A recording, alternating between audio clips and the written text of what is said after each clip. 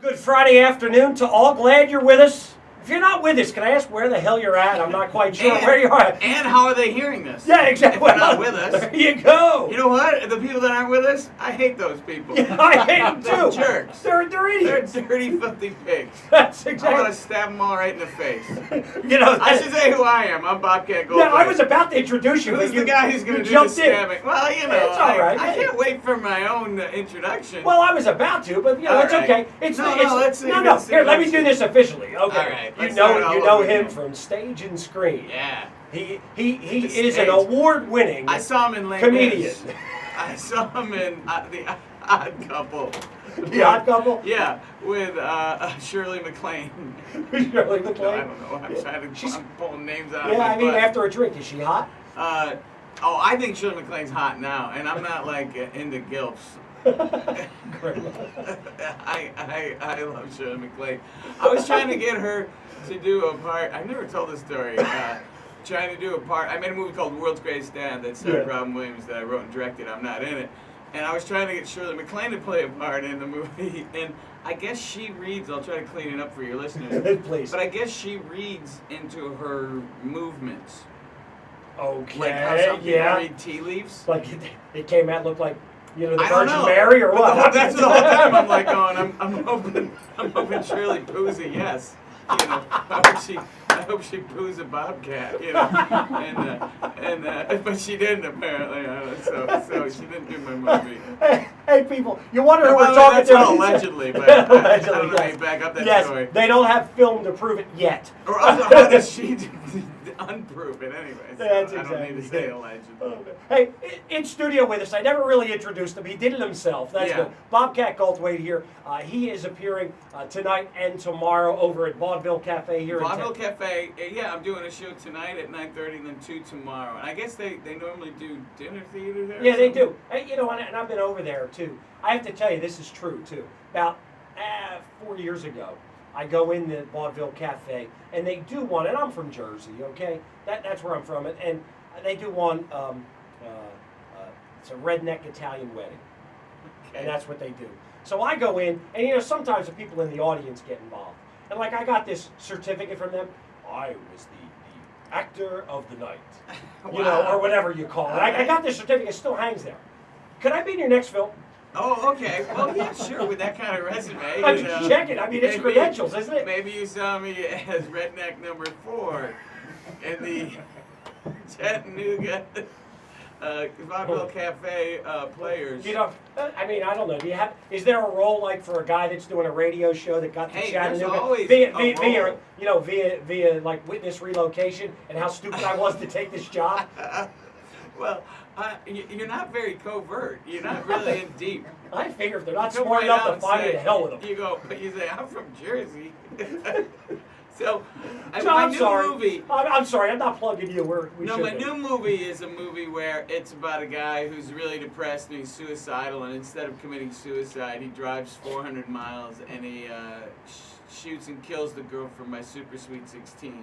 Really? Yeah, and then, Boy, in my movie it's called, like, Happy Birthday. Boy, that's a Super Sweet. tearjerker. Well, so he shoots that girl, and her classmate's like, "Did you kill Chloe?" And he doesn't say anything, and she's like, "Awesome." And so they get in a stolen Camaro, and they drive around, and they shoot and kill people. So what I'm saying is, you could have been in my movie. I could have been in there. Yeah, because there's a couple morning team guys that are kind of frosting Well, this guy's cake. You could have played either Taint or Jeff, the morning team. Well, cut their part out. Let's shoot it. I got 2 cameras here. We're going to reshoot Let's it. reshoot it. Suddenly it'll be news footage. Yeah. You know, I was Maybe looking. that's how we'll do it. Like, we'll shoot it on the news camera, and it'll be your death. There you go. Let's Yeah, do it. see? Hold on, watch. Now we're just Watch, spitballing. watch. That's good. With some CGI, it'll be really good. What the heck was that? You know, I think that's that's CBS or CSI. I'll be on there. CSI. I was on that show once. I was a killer on one of those programs. You were a killer? I was a comedian that Go- kills. go- Get it? And then I was. But what I did was I actually there was like a month and a half before it came out. I was really excited to just like when I was getting interviewed, I'd go, "Hey, if you're a fan of CSI, I'm the murderer." In 2 weeks. 2 weeks on I the wrote it murder. for everybody. Yeah. It was really the fun. who done it? Well, It was a whodunit. I did it. Oh, God, It wasn't Jeffrey Ross. It's me. I did it. Oh man, Bobcat Goldthwait in studio here with. Hey, I realized something. Now I know Wiki is like a is it. I'll It's tell you a what. great way to get information. It's the Bible. I mean, It you know, is. everything's accurate. You know what's funny though is when you finally do slip up this mortal coil, it will be how you're remembered. It will be truth. So it doesn't matter what you know. There is no more truth. It's just who's got more outlets. Yes. Hey, you know, let me ask you this. I know, you know, you and I have something in common, and not many people would say it. And it's we in your. both killed a hobo. No, it's in your name. We have the same middle name. Francis. Was it, I really do. That's my middle name. Was it because of Sinatra? It was. I was from Jersey. Could have been about a lot of things. Could have been. No, actually, the truth. That was one of my grandfathers. Oh, okay. I'm named after both grandparents. I'm named after my parents. Never had.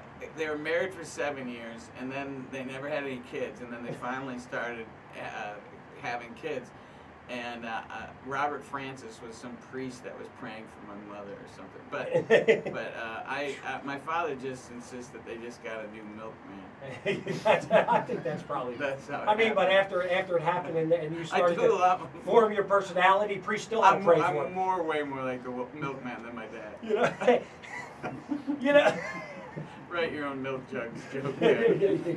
You know, that's. I don't know. I mean, he's probably the milkman. I think was better than the postman, right? Oh yeah, that guy. He was really sketchy. The milkman was a babe. Bobcat, let me ask you this. I know we're talking here. You've done a lot. Right. When I mean, you've done everything, and of course, you know, if you're old as dirt like me, you know, I remember the old Police Academy movies and all of that. Do you? And I want to ask this because in life, and I find this true to me. Sometimes in life, we do something earlier in our career, and that's all anybody ever talks about. You know, it's like you want them to talk about. You know, now you direct and you do this, and everybody comes back to Police Academy. You ever get tired of it? I would be lying if I said no. You know, I honestly would have worked a lot harder on those movies if I knew I was going to be talking to them about them 25 years later. Yeah, here's a sports related. I was thinking because I don't know much about sports. That's all right. When Bubba Smith just passed away, I got a call immediately from a lot of national news networks. That's in fact how I found out about him. You know, it was like the national news called me and they go, "Hey, Bubba Smith passed away. You know, do you have anything?" And my ego, the way it works, wasn't like, "Oh, that's a shame." I was like, "Man, when I die, I hope they don't call Gutenberg." You know, that was the first thing. Because Bubba was really awesome. But the reality of it was, we weren't like pals. You know, I hadn't seen him in 20-some years. But I liked Bubba a lot. Yeah. He was a really good guy. He was a guy you wouldn't have wanted to cross either. He was a big boy. And he was really, no BS. You know, he always claimed that there was a big game that he always says was fixed, actually. Oh, he tells you there was a... Oh, sure, yeah. Bubba was pretty... Maybe that's why how they got him. Let me call a congressman now. You walked in when I was... you were pretty irate. I don't know. It just happens. It all happens. You're going to have an aneurysm. Well, what the hell? Well, it makes if I don't have one when I look at myself in the mirror, you know, everything's all right. It makes a good radio show. You know what I mean? Like, people love conflict. People love people angry. People love fighting. I mean, I get really tired of this. Like, we got to stop bullying. That's our leading export. That's our number one... Stop bullying. What are you talking about? Like, a bar has never emptied out because they said, "Hey, two guys are getting along in the parking lot. Let's go watch." You know. Well, you know, I don't want kids to be bullied, but, you know, let's be honest. You got to speak your... When you do comedy... You know what? Maybe kids should be bullied. Maybe there are some kids that should shut up. Do you know what? Not every snowflake's precious. You know what I'm saying? Like, these aren't skills you're teaching kids. You want survival skills. You want to learn how to dodge the bullies. You know. Page 12, Parenting 101 with Bobcat Goldthwait. Hey, you know. Tell your kid to punch another one in the mouth. Well, I'm coming from the victim side of things. Okay. You know? My daughter's not about to get. My daughter's shorter than me. When she was going to school, she wasn't about to get uppity. And you know what's funny is, like, growing up in Los Angeles, people always, that's a question. We'd get. It's like, "Whoa, was your daughter treated any different because you were in show business?" It's like, not at the school she went to. It's not like she could go, "My dad's Bobcat Goldthwait," and the kid would go, "Oh, my dad canceled your dad's show." My dad didn't greenlight your dad's script, you know. So. Oh, hey, speaking of scripts, What's the one script that you didn't get green-lighted that you're mad at to this day? Oh, I wouldn't say that I didn't get greenlit. I write a lot of movies. I mean, I know people don't know that I make Yeah, them. who you're talking But about. no, that's all right. But yeah, like Sleeping Dogs Lie is another one that I made that was at Sundance and World's Greatest Dad. And yeah, and God Bless America, I just sold that up in the Toronto Film Festival. And I write and direct these movies. But there was a movie that I went in and had meetings about and I didn't get. And the guy who beat me out was the guy who was one of the co-directors for Kung Fu Panda. And I'm like, you know what? I was never going to deliver you the movie that you wanted if you went with the Kung Fu Panda guy. You really would have been disappointed. Well, I mean, I'm sure, I would have got fired before the movie was made. You don't really write, let's say, family films. Well, I just finished writing a family movie, and it's taken me forever, and I had a buddy, I go, man, I'm having a hard time writing this. He goes, yeah, because you're not G-rated. What, are you crazy? But I wrote another movie for Robin and I to do. So oh, really? Yeah, and I didn't write it on purpose, being G-rated. But when I finished, I gave it to my wife, and she read it, and she looked at me, and she goes, you wrote a commercial movie. Like she was really, she was disappointed in you? Disappointed and shocked. Yeah. What happened to your principles? What happened? No. Well, God Bless America was a movie I wrote for her for a Christmas present. And I don't want to ruin it for anyone. A baby may or may not get shot. So spoiler alert. We shouldn't laugh at that. Well, yes, you should. I mean, well, in the context of the movie. I mean, it was very funny. Let's go there. I mean, you came in, and let's be honest. We had the camera set up on Channel 12 here, right? Bobcat's out in the hallway, and all of a sudden, I'm like, Bobcat, we're going to have TV here. I walk back in, cameraman's leaving. He says, we got to leave. It's an Amber Alert. And I just was wondering if you didn't have anything to do with it. They found the kid, by the way. They did find the kid, yeah. Well, the first thing I said was, how do you know I don't have a kid? Look, all right. Okay, you're a family guy, though. You'll take anybody's.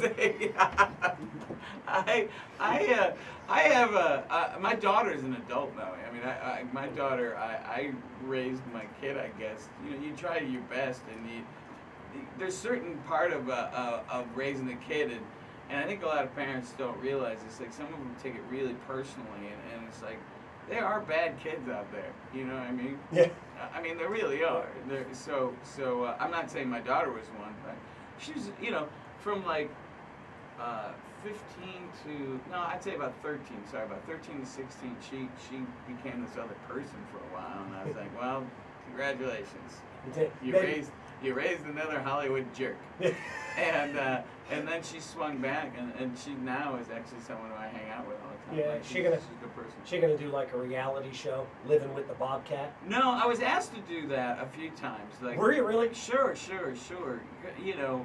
Because they're.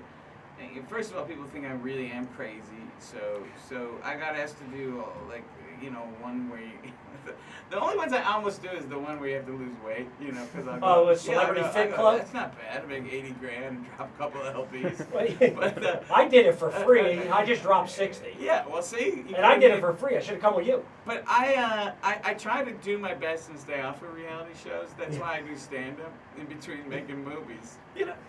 We're speaking with Bobcat Goldthwait here, and just to remind you folks, he'll actually. He won't be encumbered by radio waves this evening. True, yeah. Okay, and it'll be at Vaudeville Cafe tonight, tomorrow. One show tonight, 9:30, Saturday 8 and 10:30. I mean, I know I should get on social media. I know there's no excuse for it. But I had to kick a guy off 2 weeks ago who had been posing as me, and for the most part, I didn't really care. If you're that dumb and you can't figure out it's not me, like if the guy's posting. Retweeting positive things other people said, it's not me, Not So he was trying to hook up with this chick on Survivor, Sugar. Oh, was he? Yeah, I don't watch Survivor. I don't watch Survivor. So I had to kill it. Sorry, CBS. Because she's getting. So this woman's clearly, I was reading the tweets. She's clearly getting creeped out by this dude, right? And so then I had to get him taken off with Twitter, which is a lot harder. Someone posing as you. It's so much harder to get removed versus you joining. So, which isn't how it should be, right? Not really. I wouldn't. I don't think so. So, I was like, why would you say you're me if you're? Because he's trying to, hook up. And I figured it out. Like, if you say you're George Clooney, And then you meet the person, you finally, and they go, "You're not George Clooney." That person would leave. It'd be like, "Harumph, I'm leaving." But if you say you're me and you're not me, you still got a dog in the fight. You know what I mean? It's like, Bobcat Goldthwait. You're like, yeah, but come on, I'm gonna roll in the hay in the parking lot. You were really thinking seriously about Bobcat. Bobby, let me ask you this: you're gonna be performing at Vaudeville Cafe. You're doing stand up. You've written movies. You've done a lot of things in your career, and you're still doing it. What do you like about doing stand up? What is it that you enjoy about doing it, other than the check? It is like a lot of people, it's the instantaneous nature of it. When you're doing stand up, when I'm like tonight, I'll be connecting with people who I ran out of money, Nick. I'm not gonna lie. That's what I said. Yeah. Well, I mean, I know you're doing it for the check. This is the alimony tour. Is this the alimony tour? So I'm actually tweeting on stage. I'm actually texting. No. And I go, hey, and then Bobcats, the bitch took my cash tour. Then I was big in the 80s. I was thinking about that today, like if I just had somebody do a version of my act from the 80s, I do believe it'd be much more popular than my act that people, yeah. I couldn't, you don't do that voice anymore, do you? No, I mean for children and stuff. It used to be like when I was Bobcat, single. please do the voice for me. Yeah, like when I was like when I was single. I mean, I was big in the 80s. I did a little thing. But not now. No.